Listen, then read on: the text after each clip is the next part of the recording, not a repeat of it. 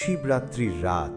প্রাচীন মন্দিরে সবাই জেগে আছে, কারণ আজ নাকি ভোলেনাথ নিজে ভক্তদের পরীক্ষা নেন। গল্প শুরু হয় এক দরিদ্র শিকারীকে নিয়ে। সারাদিন শিকার না পেয়ে ক্ষুধার্ত অবস্থায় সে একটি বেলগাছের ওপর রাত কাটানোর সিদ্ধান্ত নেয়।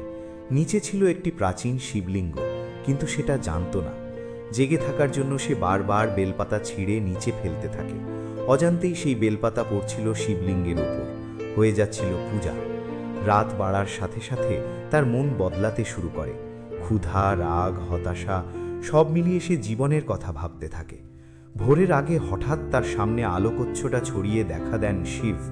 কোমল কণ্ঠে তিনি বলেন, অজ্ঞাতসারে হলেও তুমি ভক্তি করেছ, সত্যিকারের পূজা মন থেকে হয়। শিকারীর হৃদয় কেঁপে ওঠে। সে প্রতিজ্ঞা করে নতুন জীবন শুরু করবে। তাই শিবরাত্রি শুধু উপবাস বা জাগরণ নয়, এটা অন্ধকার থেকে আলোর পথে জাগরণের রাত।